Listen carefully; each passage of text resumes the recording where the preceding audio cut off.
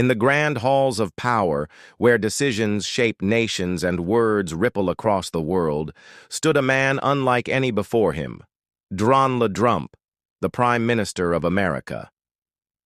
Though America was known for its presidents, history had taken an unusual turn. After years of political experiments, the nation had chosen a parliamentary system, and Dronle Drump had risen to the top. Dronle Drump was not born into wealth. His childhood was a blend of hardship and resilience. Growing up in a modest town by the Atlantic coast, he lived in a small house where the paint peeled from the walls and storms rattled the windows every winter. His father was a carpenter, his mother a teacher. From them, Dronle learned two powerful lessons. From his father, the value of building something with your hands, and from his mother, the value of building something with your words.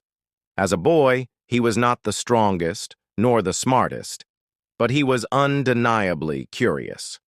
He read everything he could find: history, philosophy, economics, even cookbooks. He once said in a school essay, "The person who learns many worlds lives many lives." Those words stayed with him. By the time he reached university, Dronle was already known as a debater. He had a sharp tongue, a booming voice, and an unusual charisma. He didn't always speak the truth, but he always spoke with passion, and people listened. To many, that mattered more than facts. His rise in politics was fast, first a councilman, then a mayor, then a parliamentarian. At every step, he shocked both allies and enemies with his boldness. He dressed in suits that were slightly too bright, spoke in sentences that were slightly too blunt, and lived a lifestyle that was slightly too grand. He was, in short, unforgettable. When America finally switched its system and introduced the role of Prime Minister, Dronle Drump saw his chance. Against odds, against critics, he won. Overnight, the boy from the seaside town became one of the most powerful men on earth. But what defined Dronle Drump was not just his politics, it was his lifestyling. He believed that leaders must be larger than life, a spectacle in themselves. His mornings began not with quiet reflection, but with grand gestures. He would rise early, dress in robes tailored by the best designers, and often walk onto his balcony to greet the press waiting below, waving as if he were a king.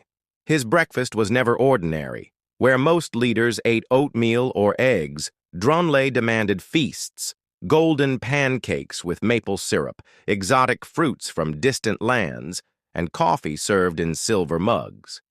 He would eat surrounded by advisors, taking bites between bold declarations about the future of America. Work, too, was theatrical. Dronle held meetings in grand halls instead of offices, speaking from podiums instead of desks.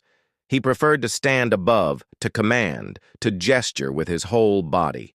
A leader, he often said, is not just a thinker, but an actor on the stage of history. Outside politics, his lifestyle was even more flamboyant. He built palaces, not houses. He collected rare cars, not just for driving, but for display. Shiny machines of red, blue, and gold lined up like soldiers in his garage. He owned planes, yachts, and even a private train, all decorated with his initials, DD. Yet beneath the glitter, Dronle Drump remained a man full of contradictions. He loved fast food as much as fine dining. He could be found in a five-star restaurant one night, eating lobster with golden cutlery, and at a roadside burger shack the next morning, chatting with truck drivers as if they were lifelong friends. This unpredictability made him both confusing and captivating. Critics accused him of arrogance, of loving wealth too much, of turning politics into theater. Supporters adored him, calling him bold, fresh, and unafraid to break traditions. To both, he would simply smile and say, "History will decide if I was right." As years passed, Dronle's lifestyle became legendary. Fashion magazines featured his tailored coats.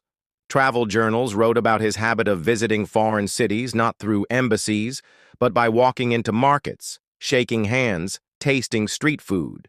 Children dressed like him during school parades, imitating his dramatic speeches with toy microphones.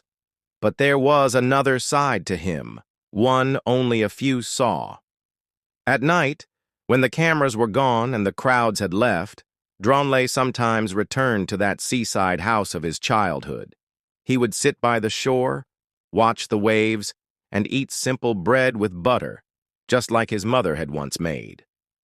In those moments, he was not the prime minister, not the celebrity, but simply a boy remembering where he came from.